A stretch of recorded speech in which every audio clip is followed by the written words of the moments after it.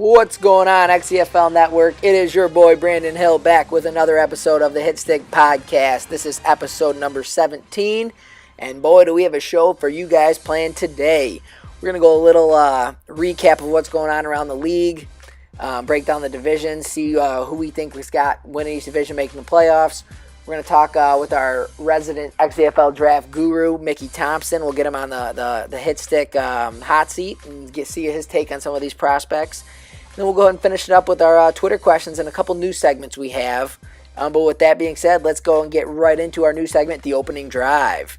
All right, the opening drive today, we are going to focus on the NFC West, what I like to call the Wild, Wild West. We have all four teams within a game of first place. They've all been playing each other all year. They're all pretty stellar teams, and we've been talking about this division for a while, that it's a division on the rise. This is going to be one of those divisions, 2 years ago we said, man, these users are all getting better. And we might have had a couple changes along the way, but it has all held true so far. So you can see from the graphic, the Cardinals lead the way only because they beat the Rams head-to-head. Both are at 5-2. And the Seahawks are at 5-3. And then you got the Niners just right behind them all at 4-3. Couple things to notice. I mean, the tiebreakers, like we said earlier, the Cardinals did beat the Rams. The Rams, both of their losses have actually come to division rivals, the Cardinals and the Niners. And then you got the Seahawks down there with a loss to the Niners as well. So the Niners with two big division wins that, could come into play later in the season if they can kind of figure this out and get a little consistency going on. But let's go ahead and start with the Cardinals, and we'll kind of break down each team here a little bit and then make a prediction of who we think is going to come out on top. But the Cardinals, their offense, it's a pretty wild story where they actually average more rushing yards than they do passing yards. They're averaging 143.3 rushing yards and then only 141 passing yards. So they're second in rushing yards in the XCFL, and then they're 32nd in pass yards. So the passing game's not really getting going, but Jordan Aguirre, their big fellow running back, has been able to kind of pace the offense. He's got 827 all-purpose yards. He's second on their team in receiving in catches, and then he's sitting there with 7 touchdowns as well. It's pretty unusual for a guy his size. That's a big fella. Catching the ball out of the backfield, making some serious plays for this offense. He's one of those power backs, and we don't see a lot of them in the XCFL, especially as like the main ball carrier. But Aguirre's kind of managed to really be that guy and help propel this offense. Another thing to look at with the Cardinals, their new quarterback, Chance Saleh. Saleh's actually already busted out 239 yards rushing so far this season, which is crazy, and it leads all quarterbacks. Saleh always had that breakaway speed, and it was nothing. We saw him bust a long one out against the Rams. I think it was an 80-yarder. That it was a broken down play, and he ended up taking it all the way to the house. So his big playability is there. Look for him to get on the same page as some of his receivers moving forward, but I like this Cardinals team a lot. So we'll see how they fare going forward. With their defense, they got a top 5 defense, led by 32-year-old Patrick Peterson.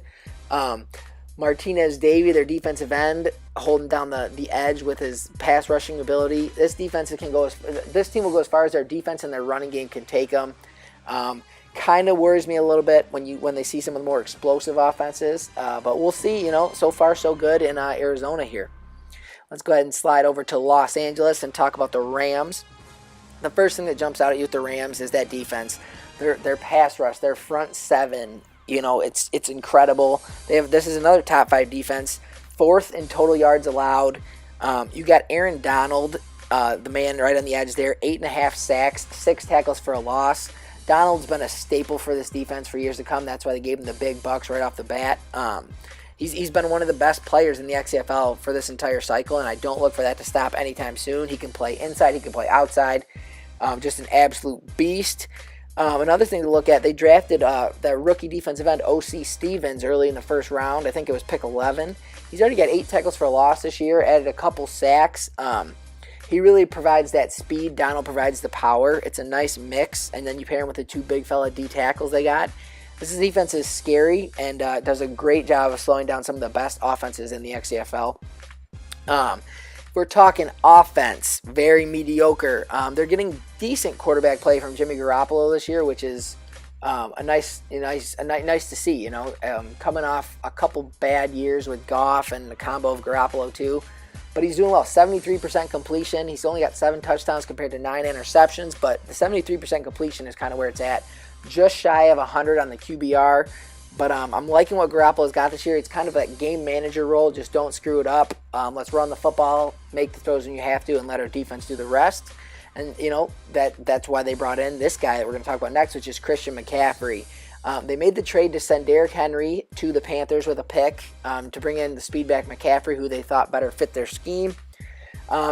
He's been banged up this year. I think he's only played in 5 games, but he's got 461 rushing yards, 6 touchdowns, averaging just under 100 yards per game and 5.2 yards per carry. McCaffrey's been, the pacer of this offense. He leads the way. You've kind of seen a guy, wide receiver Fisher Murphy. He's kind of exploded as this legit number 1 receiver in this offense too. And then Hunter Henry, the tight end. You know what you're going to get from him. He's consistent. He's the safety blanket for all these quarterbacks. The tight end's a safety blanket for the quarterbacks. But Hunter Henry, 24 catches already, 319 yards. No touchdowns. I'd like to see him utilized in the red zone a little bit more. But overall, this Rams team, their only 2 losses have come to division teams. If they can figure out how to beat the division, they'll do pretty well throughout the rest of the way. Not the toughest schedule so far, but I really like the Rams this year, and it's another team. Who knows how this division is really going to pan out. We'll go to the Seahawks here, and we're going to, 2 big losses. They lost to Kansas City, and they lost to the Raiders. The Raiders are undefeated, so, that's nothing to laugh at there. But they got a dynamic duo on offense with their quarterback, DeAndre Hasselbeck, a rookie, and then their running back, he started his career in Philly, and now he's over here in Seattle. Dyron Anobi. Anobi's busted out almost 700 yards and 9 touchdowns so far, averaging 7.6 yards per carry for this offense. He does majority of the damage. His big playability is off the charts. He's got the speed. This is a solid guy to have, and it really takes a lot of pressure off the rookie quarterback, Hasselbeck. But Hasselbeck, hasn't done too bad himself. He's thrown for 1,600 yards. 12 touchdowns and 9 interceptions, completing 65% of his passes, a QBR of 103.5. Really like the chemistry he's developed with their number 1 receiver, Amara Darboh, out of Michigan. And then another guy he's hit a lot of chemistry with is another fellow rookie out of Oklahoma, the speedster wide receiver Mike Chambers, 5'9", 184, but 23 catches, 514 yards, and 3 touchdowns this year, averaging 22.3 yards per catch. Mike Chambers has been a legit burner for this offense. This big playability. Another guy, just like Anobi, they're busting out big plays, and that's a lot what the Seattle offense does to you. And then they went and made a trade for Jared Cox with the Washington Redskins. Cox is 6'6", 231, but he has the speed to go and to burn guys downfield. He can go up top, make big plays. 21 catches for 283 yards and a score. He wasn't really being utilized too much by Washington, so it's good to see him getting a little more playtime here in Seattle, and I think he can really help this offense moving forward. And let's get to the bottom dweller of the division right now, but that's not really true because they're all still crammed in here. But the San Francisco 49ers, the Niners' losses, they've lost to 3 good teams. Oakland Raiders, Detroit Lions, and the Dallas Cowboys. All 3 were playoff teams last year. All 3 went deep into the playoffs, and they did come out with a big win against the Atlanta Falcons. So they've, since they did win the division, they've played the best of the best this year. So to come out 1-4 against those teams, or 1-3 against those teams, isn't the end of the world. They're definitely battle tested, but like we said earlier, they've already beat Seattle and the Rams once this year. So they definitely have a leg up on the rest of the division if it remains this close. You got to think their schedule gets easier from here on out. But let's talk offense. They're 7th in points per game with 31.3 points per game. They're 3rd in rushing yards, and that's all because of their rookie running back they took with the 4th overall pick, Danny Slay. Slay has been the motor that keeps this offense moving. 781 yards, 12 touchdowns. He's averaging 111.6 yards per game. They got to be happy with this pick. Some guys, have talked about Montgomery that Buffalo took later in the first round as a better running back. But, I mean, when it comes down to it, what Danny Slay has done for this offense, to already carry the ball 113 times, but he's producing. He's breaking tackles. He makes guys miss. He's got a deadly spin move. He's helping in the passing game. He's already caught 17 passes as well. Really like what this young guy brings to the offense. He takes a lot of pressure off Alan Navarre, who in the past has had to make this offense go. He's entering his fourth season here. Having a decent year, not being asked to do much, like I just said, 1,400 yards, 10 touchdowns and 6 interceptions, quarterback rating of 114.2. I don't know, but the real story with the San Francisco 49er team is the defense. They're first in run defense, in rushing yards allowed. That front seven, Solomon Thomas, Reuben Foster, Nicholas Howard, Reed the rookie. They got Barry Fennessy, the defensive tackle. This front seven is just unbelievable. The way they flood to the football, it's really impressive what these guys do. I didn't even mention Albert Lewis, the other defensive tackle, who's just a monster inside as well. This 49er defense, to be first in the least amount of rush yards allowed is just crazy. And it definitely is going to help you moving forward. If the other team can't run the football, you make them pass. You just brought in Landon Collins to help guard against that. I really like this 49er defense. They have some speed on the outside. What rookie Rashawn Reed, the outside linebacker, has brought, just that pass rushing ability. He already has 3.5 sacks. He's great in coverage. Three passes deflected.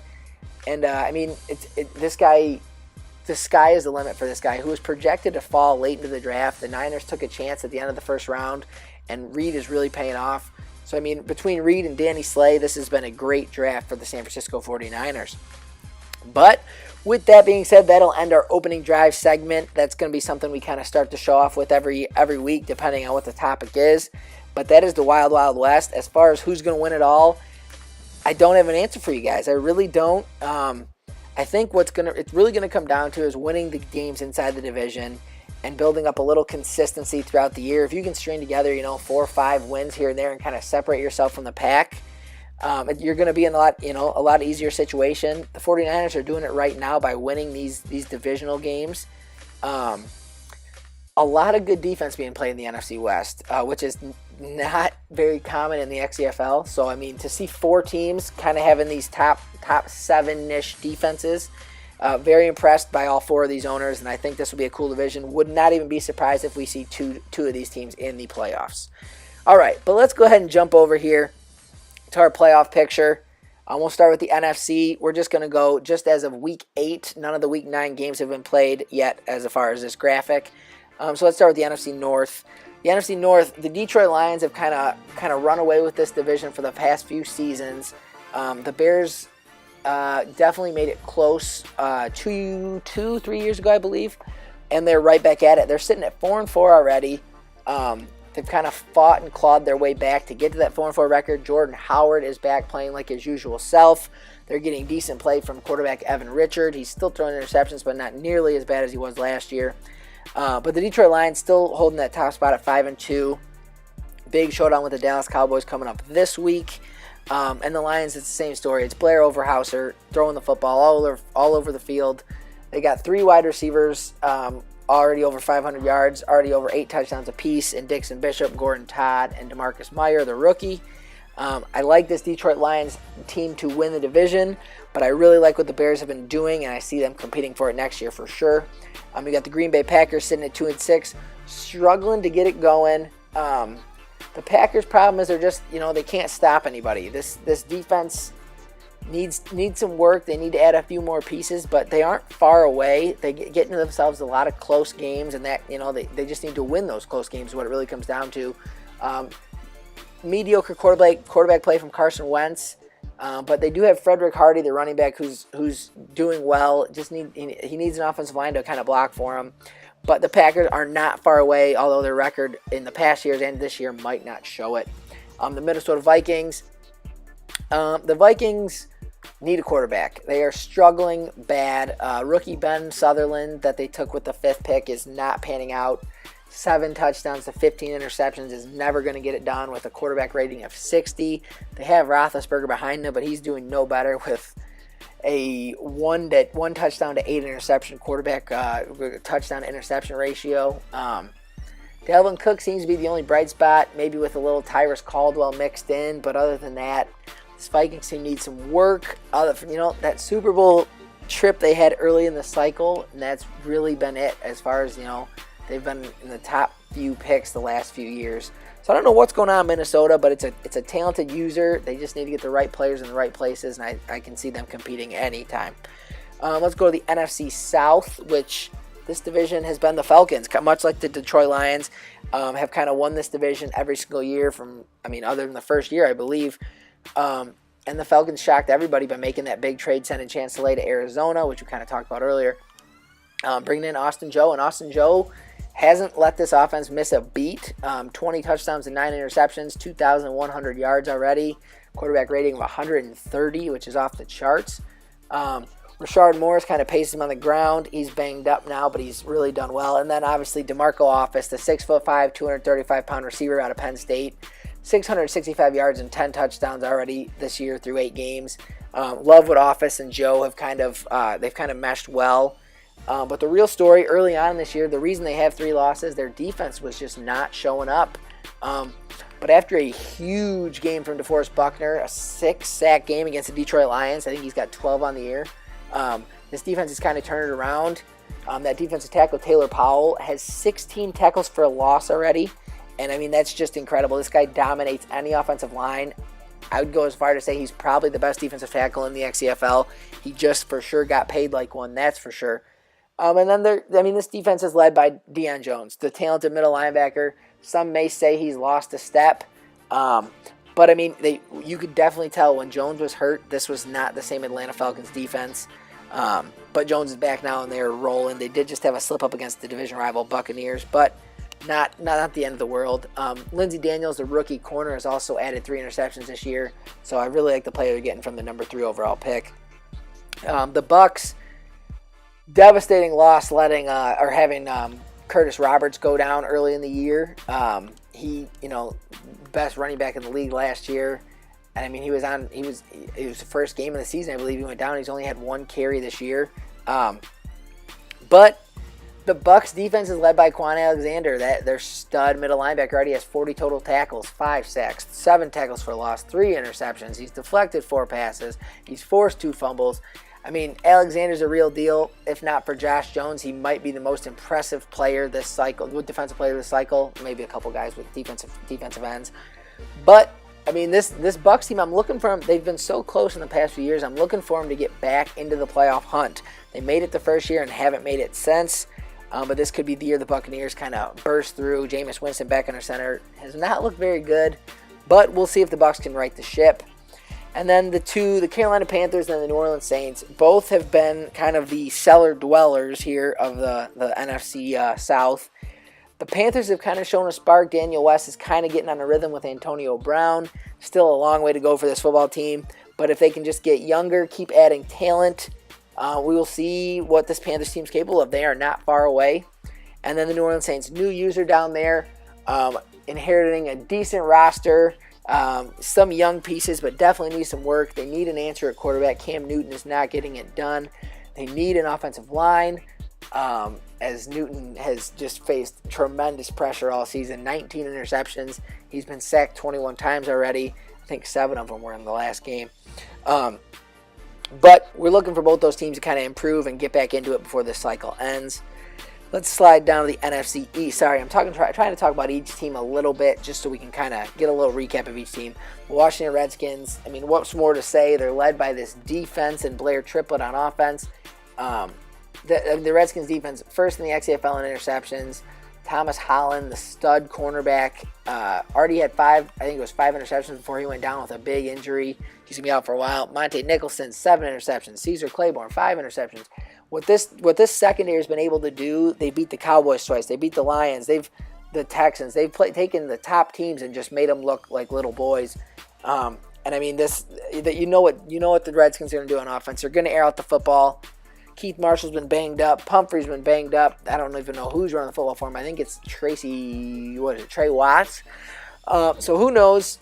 But what they do have is Blair Triplett, who's been an elite quarterback in the XCFL for the past few years. 127.9 QBR.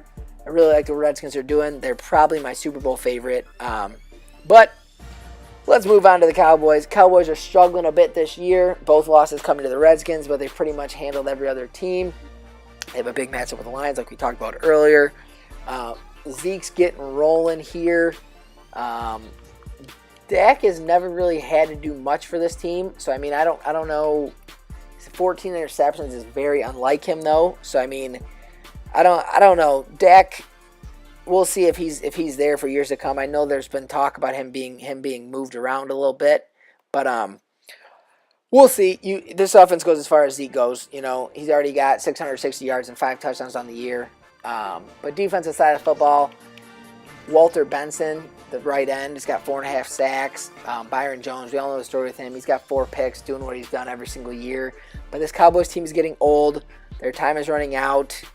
I don't know how much longer they're going to be able to keep up these high-quality seasons. I know their owner's going out of town, so they might. Who knows what happens the rest of this year.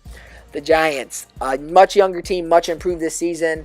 Missed a few games early on, so they had to take a couple losses. But this Giants team is very talented. They need a couple more pieces, strengthen up their secondary a little bit. They added a couple picks when they traded Landon Collins, who is aging. Much like the Eagles. Eagles getting a lot younger, still struggling to win games that they should be winning.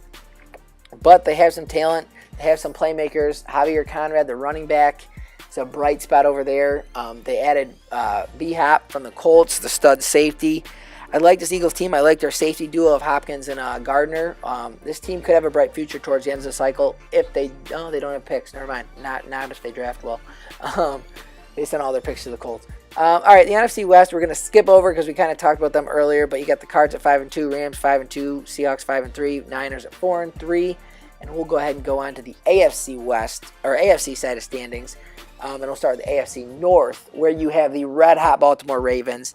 They just dropped their first game of the season against the division rival Browns, but this Ravens offense is elite. Andrew Luck has been throwing the football all over the field for the past 3 seasons for these guys. He's got Odell Beckham. He's got C.J. Boyd at the tight end. He's got, Jarvis Landry, who's slowly aging. Parker Bullard. This team has weapons all over the place. And then the emergence of running back Marcus Hall, who's just a speedster running back. He's got 4 touchdowns and 614 yards on the year. What this Ravens offense is able to do is incredible. You have, on the defense side of football, a young star emerging. Last year, I think he won AFC Defensive Rookie of the Year with Ashley Stewart, the left end. He's already got 17 sacks this year through 7 games.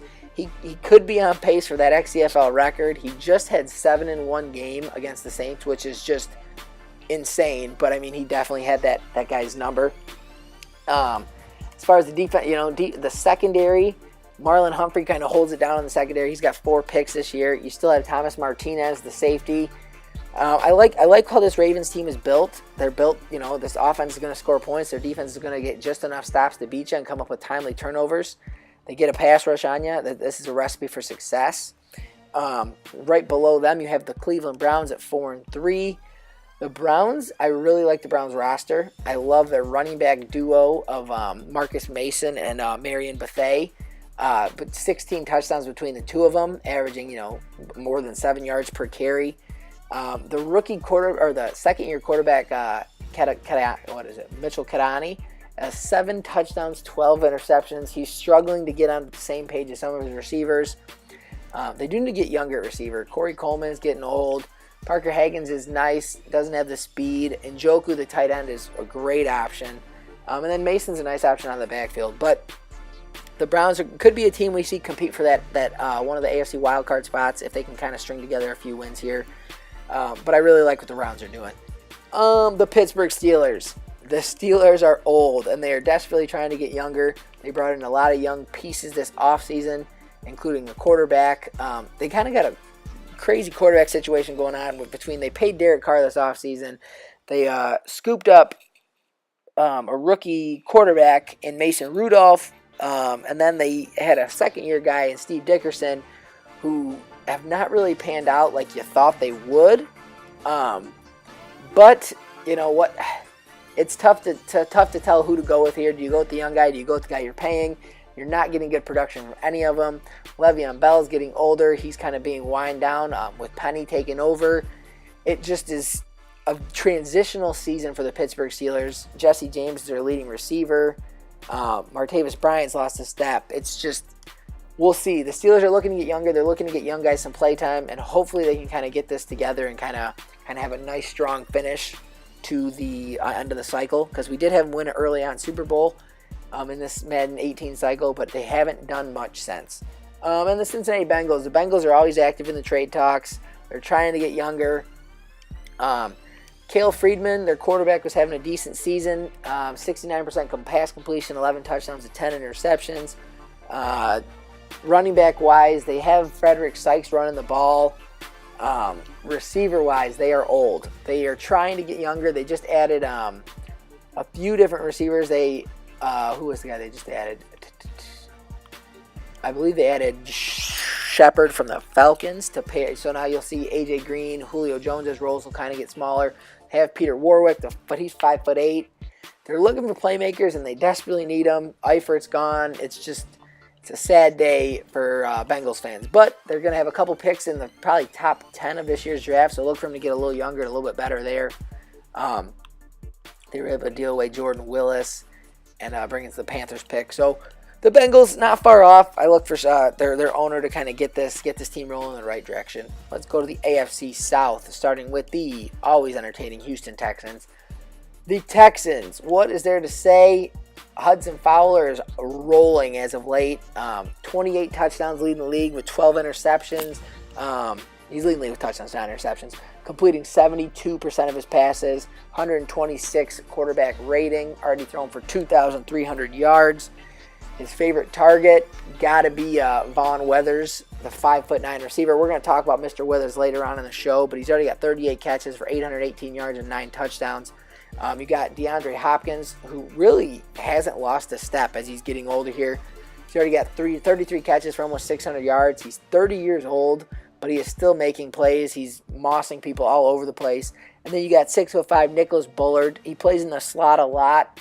He is kind of their guy that goes up and gets it now. He's their young guy, 22 years old. He doesn't have the speed like Hopkins does, but he can go up and get it with his size at 6'5", 225. I really like Bullard in this offense. Defensively, they're making people turn the ball over, which is very unlike the Houston Texans, and it all starts with Barry Roper, that middle linebacker. Roper's been a stud since he's come into the league, and this year he's finally starting to put up the stats to prove it. He's already got 39 tackles, 10 tackles for loss, 5 interceptions through this far through the season. You know what you get from Marshawn Lattimore on the outside, but Roper is the machine that makes this defense run. And he's one of the top middle linebackers in the league for sure. We'll move on to the Jacksonville Jaguars, who just had an ownership switch. I'm curious to see how he runs this offense. Our past Jags owner was a majority running, the football type guy, feeding the ball to Leonard Fournette. And I'm going to think we're going to see a lot of that same thing here. Fournette's a beast, one of the best running backs in the XFL, one of the best players in the entire cycle so far. You got a weapon like Evan Ingram with that speed at tight end. He's a complete mismatch nightmare for linebackers, safeties, whoever it is. 521 yards, 6 touchdowns already through the first 7 games. You got an aging Allen Robinson, but hasn't really slowed down too much. And then the Jags defense. I mean, Hunter Dexter, their rookie stud defensive end, went down. But you're still getting production out of Sean Werner, the defensive tackle. He's a rookie. He's put up good numbers. 4 sacks already this year. Hassan Riddick is man in the middle, kind of just what they brought him in to do. 2 sacks, a pick, 2 tackles for a loss. Up there with the team lead in tackles. Like this Jaguars defense, they got faster. Look for them to compete for this division title. This division is anybody's still, which we'll kind of get to here. But let's slide to the Colts. The Colts have led the league in turnovers, I think, every year since we've started this cycle. And that now falls on Mitchell Trubisky, already with 22 interceptions through the first 7 games. They traded away their stud cornerback Hopkins. They don't know who's running the football. They've had guys all banged up. Marlon Mack's only played in 3 games. Marion Waddle filled in for him. Then he got hurt. Now it's Brian Hill running the football. They're not getting much production from any of them. As far as wide receiver core goes, Their tight end, fourth-year guy, Kevin Klein, 4 touchdowns. He's their red zone target. You got the duo of Douglas and Stablen outside, who have both been kind of showing their big playability. They both have good size to go with their speed. I like the Colts' offense. If they can stop turning the ball over, they can definitely string some wins together and make a run at this division. Stop throwing picks, Sean. Let's move on to the Titans, who now we will have a brand new owner. Titans owner has just left. I mean, you got Marcus Mariota. You just paid him. He's not living up to much hype. He got hurt last game. You have Kirk Cousins backing him up. Running the football, David Johnson struggling, only averaging 4 yards a carry, which is good, but not for the XCFL. Antoine Veros trying to keep the receiving game going. The Titans are kind of in a mess here, struggling, losing a lot of games in a row. So hopefully the new ownership can take over this talented roster and get them moving in the right direction. All right, we got 2 divisions to go. We'll go to the AFC East, and we are going to start with the Buffalo Bills. Everyone knows I've been a huge fan of LC7, Leonard Carrington, the quarterback of the Bills. He was banged up early on, but he's back now, almost 1,000 yards passing, 9 touchdowns to 2 picks, 140.2 quarterback rating, completing 74% of his passes. Man, are the Buffalo Bills happy to get this guy back. Jerome Montgomery, the rookie running back, has paced him on the ground so far this year, 581 yards, 7 touchdowns, averaging 116 yards a game. They just had a complete overhaul at wide receiver. Moncrief is still there, but they brought in Alexander Moreno from the Cardinals, and he was a stud in his first game, catching 5 balls for 120 yards and a score. You got the talented speedster tight end Gerald Everett. This team needs to put more weapons around LC7, and that's what they're going to keep doing. Their defense is fast. They're getting better. They're very young. They need to they've been actually forcing a lot more turnovers. You got Lindsey Klein, the middle linebacker in the middle, and then Mason Christie, the young, strong safety that both have 4 picks apiece. Sergio O'Neal, the big body free safety at 6'4", 223, is doing his job with already 33 tackles and 2 picks this year. I think the Bills would be the favorite to win this division, but don't sleep on any of these teams. The Dolphins, who we'll talk about right now, actually started out really hot. They made a trade to send Jameis Winston back to Tampa, and they brought in a nice haul for him. They brought in the young quarterback Rashad Hollins, who's having quite the year. I think he's banged up for a bit, so we're seeing a lot of the rookie quarterback behind him. But Hollins already got 16 touchdowns to only 6 picks, 120 quarterback rating. Frank Moma, their running back, who has put up huge numbers when he's been healthy, but that's the problem. He's not staying healthy. But when he's playing, this Dolphins offense is a whole different monster. They don't have to rely on their quarterback throwing the ball over the field. They got a duo of Keenan Allen and Chris Godwin at wide receiver. Godwin's already got 25 catches, and 10 of those catches have been touchdowns. So this guy knows how to find the end zone. And then you have one of the best safety duos in the entire league between Hayden Hicks and Long Duncan. Both are tops in the league in tackles with 46 and 45 tackles apiece, and both have 4 interceptions. These guys are beasts. They have a nose for the football. They're going to stuff the run. They're both just elite players in this secondary. The Patriots, when we talk about the Patriots, there's one guy to talk about, and that is the stud wide receiver, Roland Mumphrey. Mumphrey was the first of these big body guys with decent speed to come into the XCFL. And he's, since he's been in the league, he hasn't stopped putting up 1,000-yard, 10-touchdown seasons. 6'6", 231 pounds. This guy is a beast. Already with 1,205 yards, 47 catches, and 9 touchdowns this year, averaging 150 yards per game. Their quarterback, Ray Norris, has really found a way to get this guy the football, and it's been very successful for this Patriot offense. I like the Patriots. If they can stop turning the ball over, Norris has thrown 16 picks this year. I really like their chances to get back into this AFC East race and maybe make a little noise getting into the playoffs. And then we will talk about the Jets. The Jets, the big surprise. They're getting on a little win streak here, stringing together a couple wins in a row. Nate Lorg, their quarterback, is giving them exactly what they need. Solid quarterback rating, solid interception or touchdown interception ratio. Because he doesn't have to do much when you're turning around and handing the ball to Sean Cole, who already has 1,092 yards and 14 touchdowns throughout the year. He's averaging 7.2 yards per carry, 126 yards after contact. This guy has big playability written all over him. Only a rookie out of Massachusetts. Got picked late. This guy is a monster in this backfield, one of the young and up-and-coming studs in this league. I really like what Sean Cole has brought to this offense. But let's move on here and talk about the AFC West, which has been dominated by the Oakland Raiders. The Raiders went out let Derek Carr walk in free agency. Didn't want to pay him the big bucks. He was getting old. Brought in Patrick West, a rookie out of Northern Illinois. Big arm on this guy, but he's not asked to do much because they have another rookie running back here we're going to talk about with speedster Fisher Bryan out of Western Michigan. Bryan, another guy with big playability. He's averaging 8.1 yards per carry, 12 touchdowns already this year. And then you mix him in with Torrey Sanford, the 6'3", 230-pound running back. You got a little thunder, a little lightning. I like what Oakland's been able to do, but their real story comes by the way of their defense. They are forcing turnovers. They are, scoring off of these turnovers. They're getting to the quarterback. Khalil Mack, 7 sacks. Mario Edwards, 5.5. But then this Oakland defense has been great for a long time, but they haven't produced these kind of turnover numbers. Carl Joseph, 6 picks. Shaq Thompson, 5 picks. Banks Mealy, their other safety, 4 picks. Dixon Ramsey, 3. Everybody's getting involved. They're making plays. They're scoring touchdowns. I think, 2, 3, 4, 5, 6, 7, 8, 9 defensive touchdowns already from this unit. They lead the league in points per game a lot because of this defense. I really like this Oakland team. They are strong, and they are not looking to slow down. The Kansas City Chiefs, new old user, Nick Z, back with us. Got an offseason with the team, but this team needed a lot of help. He's still looking for his running back, and I think he found his quarterback in Curtis Ritchie. Wasn't happy with Mahomes, switching to Ritchie. The combo of Kareem Hunt and Marquise Pruitt are kind of holding it down in the backfield, but it's not the style of running back Nick Z wants in this offense. Not getting much going in the passing game. Very balanced, though, between Tyreek Hill, Rodriguez Booth, and Chris Conley. Defensively, I know their first overall pick, Chris Gatewood, got banged up, but he looked good when he played. 25 tackles, 6 tackles for a loss. He's flying all over the field, exactly what they expected. Rookie free safety, Deron Dickerson, already with 5 picks, 26 tackles. Really like what he brings to this defense. But this Chiefs team, not far off, had a couple really close losses. Could easily, be sitting at, 5-2 instead of 3-4. But this team, don't sleep on this team. They'll probably win one of the wild card spots in the AFC. Once again, another team just has to string together a couple wins. Let's go to the Broncos. We got 2 teams left to talk about here. The Broncos have struggled early. The defense has not been able to stop anybody.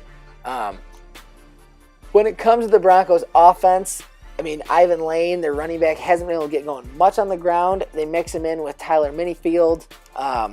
Josh Dobbs is still the quarterback there, 13 touchdowns and 12 picks. He's throwing the ball all over the field. His main receiver is tight end Jake Butt out of Michigan 6 years ago. Tawan Taylor's got 475 yards, 2 scores. T.Y. Hilton still got a little gas left in the tank. But this team really needs playmakers on offense. You still have Von Miller producing on defense, but you need to get younger. If you can get younger at a few positions, you're not far away from leading, getting right back into this AFC West conversation. And then last, but actually they are least. It is the Los Angeles Chargers. Deshaun Watson has been bad, to say the least. 10 touchdowns, 19 interceptions. He has limited run game, 376 yards from Melvin Gordon, averaging 3 yards a carry. This is a team that needs playmakers around Watson. They're right now they're treading for that number 1 overall pick. They'll be able to take whoever they'd like with that, obviously, and they really need to get Watson some playmakers or trade down and just load up on some picks. You still got Joey Bosa producing on the defense side of the ball, 32 tackles, 6 tackles for loss, 4.5 sacks. Stud free safety Tremonde Franklin went down with a season-ending injury, so that hurts very secondary lacking talent already, with their best player being probably Richard Sherman. And that's not saying much because Sherman's already up there in age. But look for this Chiefs team to kind of get it straightened out. Really could use some young players in there. So hopefully, with that being said, they're able to go out and get some young guys for the draft and start building their way up. All right, joining me on the Hitstick Hot Seat Hotline, we have the XCFL insider, Mickey Thompson. Mickey, how are you doing today, sir? I am great. Thank you for having me on the Hitstick podcast. I am looking forward to this year's draft, folks. I hope you're listening. Yeah, this draft is very strong. One of our strongest drafts in recent history here, in my opinion. Nothing really is for sure until the combine and the pro days come out. But I got a few prospects that I want that interest me and kind of get me going a little bit, and I want to get your opinion on them. After all, you are the XCFL draft guru. I know you've been hitting the recruiting trail hard and kind of getting your info from everybody and all your other scouts. So let's go ahead and hop right on into this with my first guy, quarterback out of Ole Miss, Buck Conrad. Mickey, this guy is, on the top of a majority of draft boards. 6'5", 230. This guy might be the greatest prospect coming out of college since Peyton Manning, Andrew Luck type player? Definitely. You hit the nail on the head with this guy. The quarterback class is a little bit deep if you're looking at it from the first round perspective, but by all means, this guy, Buck Conrad, is the only guy you're going to see in the first round. He is a once-in-a-lifetime type talent. And he's got the skills, he's got the height, he's got perfect build for a quarterback in the XCFL. So if you're a team that needs a quarterback or thinking about a quarterback, Buck Conrad's your guy. Yeah, and quarterback, obviously, one of the most important positions in the XCFL. And, this guy, probably the strongest arm in the class, as one of the strongest arms I've seen since Matthew Stafford coming out of college. He was born and raised in Mississippi, grew up, got to go to Ole Miss, and now he's a Rebel there. But he's your prototypical franchise quarterback, and he's only 21 years old. At 21 to already be a leader of an SEC football team, that is just an incredible thing. What else do you like about this quarterback? Like I said, the quarterback position this year looks deep, but boy, is it not. The only standout that I see is the guy we're talking about, Buck Conrad of Ole Miss. He is the total quarterback package that you look for in a guy. He's the future leader of your team. Conrad is your guy. It's just that simple. The other two notables are Duncan Reese from Georgia and Darren Driver out of Tennessee. They're listed as first-round talents, but don't be fooled. They are solid quarterbacks, but they are not worth the first-round look. You'll see those guys go in the second round. But like I said, if you do not have the top pick in this year's draft, get your quarterback, because this is the guy, Buck Conrad of Ole Miss. He is the man. If you haven't looked at the film, you better look at it and then go fire your scout, because he's missed something. Yeah, I think you're right. I think come April, this guy is the number one overall pick regardless. Either somebody is making that pick or somebody's trading up and mortgaging in the future to get Buck Conrad. But let's go ahead and move on here to my second prospect, and that is going to be the running back out of Florida State, Uche Sanders. 6 feet tall, 205, 23 years old. This guy is a straight burner. I'm curious. I've heard rumors that he runs sub 4.3 40-yard dash. I know he's only fumbled twice throughout his entire college career. He's a 2-year starter. And then the big playability. This guy, whether it's through the passing game, through the running game, he will make people miss. He will use that straight line speed, and he will get you those 80, 90-yard touchdown runs. What do you like about Uche Sanders? Uche, he's got decent height. He's got good build. He's 23 years old. He's a fast guy. You mentioned he's a burner. Does hang on to the ball. He hadn't had many fumbles in college, and he does have that big play ability, as you mentioned here. He can get to the hole, and once he gets into that open space is where he turns on the speed. And based on from what I can see, without seeing any combine numbers, just based on film and my own 2 eyes, Uche Sanders out of Florida State is the real deal. I also believe his combine and his pro day will show that as well. Runner-up goes to, though, Denard Wingo. Keep an eye on that guy out of Notre Dame. Yeah, Denard Wingo, he's the big power back from Notre Dame. I think 6'2", 233. If this guy runs a decent 40-yard dash at the combine, are we going to see him make a push to be the number one back off the board? Oh, for sure. This guy, I have my eyes on this guy. Why? Well, this kid produces any kind of speed, as you mentioned, or any good numbers at the combine. He could definitely be a pick above Uche. It might even be a back-to-back running back. And again, if you're a team that's looking for a running back, I don't see these two guys being such a top 10 type tier back unless you're in really big need. But Uche's got the speed. However, Denard Wingo's got the power. If he has the speed, I'd have to go with the guy that has both. in my opinion. That's just what I'm looking for. That's just what I see having success in the next level from college, because they're already dominating the college level. They're men amongst boys. And Uche Sanders he's not the biggest of guys, but he is quick and he's fast and he gets the job done. Oh yeah, definitely could be a good pick first round come somebody. And I mean, speed backs have always been big in the XCFL, starting with Keith Marshall, and even as recently up to guys like Marcus Mason playing in Cleveland. You can't teach speed, you know how the saying goes. You can't hit what you can't see, and the XCFL loves their speed backs, that's for sure. Let's go ahead here and slide on to our third and final prospect I want to talk about here, and that is going to be the middle linebacker out of Texas A&M, Terrell Jamison. This guy is a tackling machine. Yeah, 6 feet tall, 253, so a little undersized, especially a middle linebacker. But, he fared well in the SEC playing at A&M. Leadership. At only 22 years old, this guy is by far the leader of the defense. Everyone looks up to him. He's the guy in the huddle making all the noise. He's their hype man. And then instincts. From me watching film personally, I have never seen a player react so quickly and read plays as fast as this guy does. What's your take on Terrell Jamison?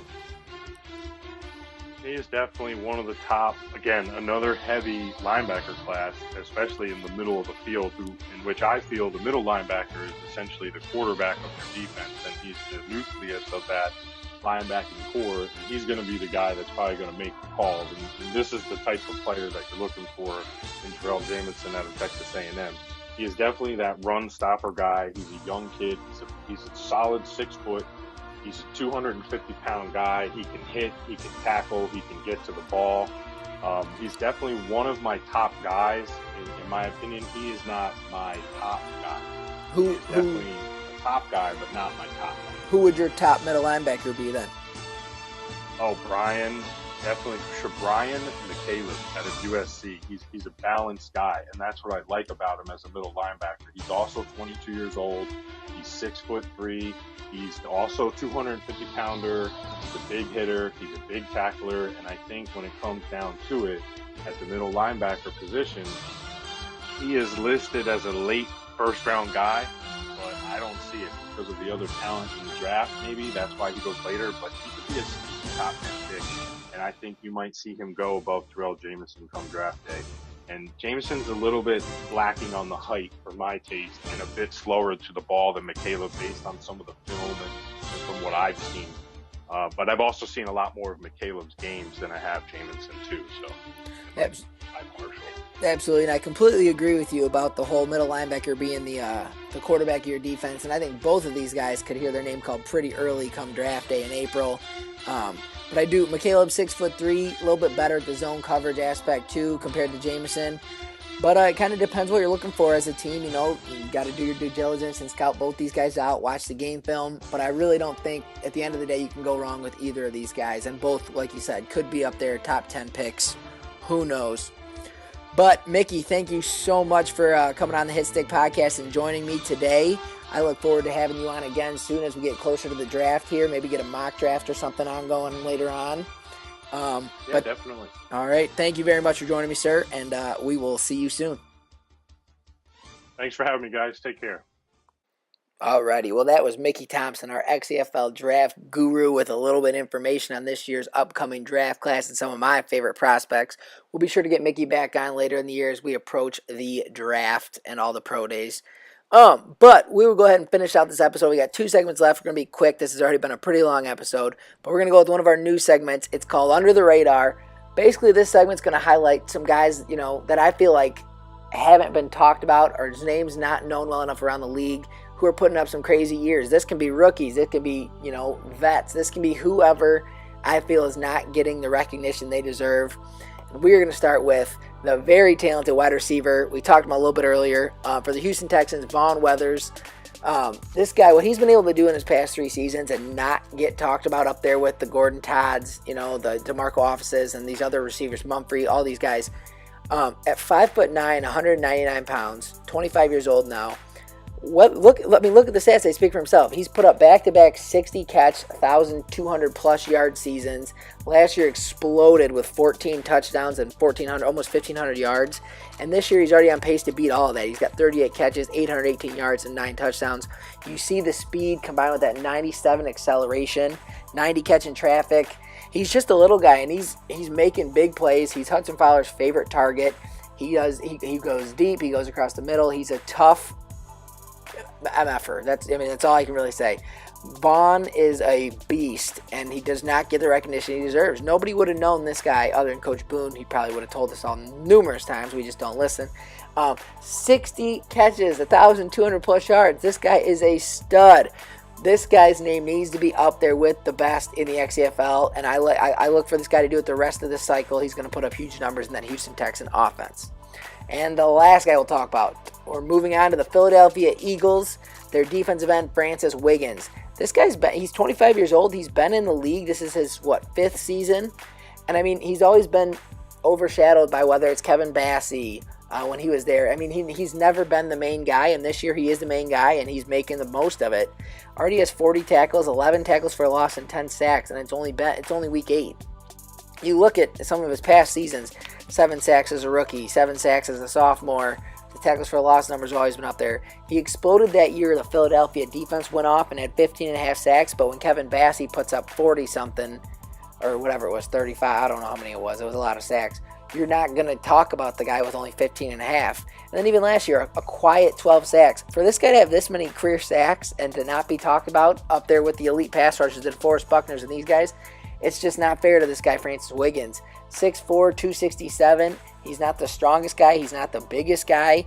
But, his pass rushing moves, he's got elite pass rushing moves. His specialty is just that straight bull rush. He just pushes tackles out of the way, and he's quarterback's worst nightmares. And, that's what Francis Wiggins brings to this Philadelphia Eagles defense. Now, if they only get something going on the offense side of football, it might make Francis Wiggins' time worthwhile, but that's yet to be seen. But Vaughn Withers and Francis Wiggins, remember the names, get to know these guys. They're under the radar, but not anymore. Now everyone knows them. And we'll move on to our final segment, and it is going to be our Hitstick Twitter questions. We're going to answer 3 quick questions, and we'll go from there. We'll kind of keep these quick. All right, this one's from Darren Jones at DJ4331. What up, Hitstick Podcast? Who you got, XCFL Redskins or XCFL Raiders? Oh, man. That is a loaded question there, Darren.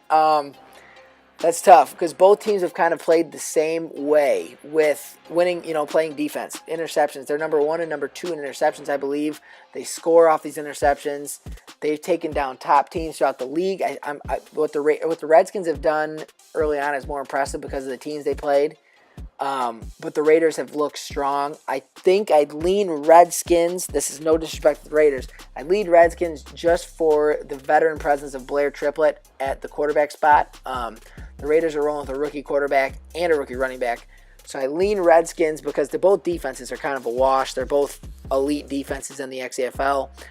This could very well be the Super Bowl matchup with the way both these guys are playing. Both still sitting undefeated, entering into Week 9. That's impressive stuff. But Darren, that's all I got for you, man.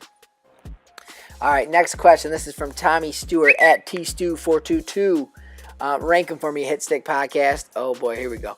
Fisher Bryan, Sean Cole, Danny Slay, Daron Montgomery, and Javier Conrad. Hashtag Year of the Rookie RB, hashtag XCFL. Okay, that is a loaded question as well. That's, 1, 2, 3, 4, 5 running backs, all rookies, all taken all throughout the draft. First round, second, third round. The name that sticks out right away, I'm going to have to go Danny Slay. What he's been able to do for that San Francisco 49er defense has been special. I'm going to follow him up with Sean Cole because no one expected him to come in and do what he's doing, especially in an offense like the New York Jets when he's pretty much the only weapon and they're stacking the box with 8 or 9, 8 guys every single play. I'm going to slide over and we'll go Fisher Bryan at 3 because of what he's been able to bring as a rookie to this Oakland Raiders offense when their quarterback has not given him much. Daron Montgomery in Buffalo at 4. Would have liked to see him carry the load a little bit more with LC7 out, but he's still a very talented guy. Could end up being the best of the bunch out of all these guys. He's in a great position there. As the Bills team gets better and better, I look for Montgomery to be the focal point of that team. And then Javier Conrad, he hasn't found the end zone as much as these guys. Definitely a team with not as much talent as some of the teams we just talked about. But he's probably been the lone bright spot of this Philadelphia Eagles offense. But yeah, I'm going to go like that. I'll go Slay, Cole, Brian, Montgomery, Conrad. Thanks for the question, Tommy. And last but not least, we got question from Carter Davis at football_junkie_. Hey, Hitstick Podcast, do you see the Pats winning the AFC East this season? Thoughts on Ray Norris as well. Hashtag where's Tom? I'm assuming that's Tom Brady, obviously. Carter, the Patriots, they'll go as far as that duo of Ray Norris and Roland Mumphrey is going to take them. The defense is getting, other than a Frank Flynn, they're a pretty old defense. Robert Quinn and Donta Hightower, their outside linebacker, they're old. They need to get younger on defense. I love the duo of Mumphrey and Taylor McMullen outside, especially if you throw Jamison Crowder in the slot and you have a very talented tight end, Avery Patterson. They need to develop some type of run game. When your quarterback leads your team in rushing, it's not a good sign. You have a stud in Malcolm Dudley. You have Joe Mixon, who you brought in. You have Jeremy Hill. They're all seeing the carries. I don't know. Winning the AFC East, I could see it. Only if they win their AFC East games coming up. I think these guys are a year away, and they need to load up on the defense side of the football. Love the offense, but need to load up on the defense side of the football. Thank you for the question, Carter. I appreciate that. But, fellas, with that being said, we're going to wind this episode up. It's been a long one. If you did make it this far, thank you for listening. If you have questions, make sure to add Hitstick Podcast. Send in some questions. We'll use them on the next show. Definitely. I want to talk about what you guys want to talk about. So make sure to shoot me a DM or hit me up on Twitter and let me know what kind of topics, what you like, what you didn't like, any segment ideas. Hey, if you want to come on for an interview on the Hitstick Podcast, we'll bring coaches on. We'll talk to them. We'd love to get some of you guys on here. But yeah, that's all I got for today. This has been Hitstick Podcast episode 17. Thank you guys for tuning in. Brandon Hill, and I am out of here.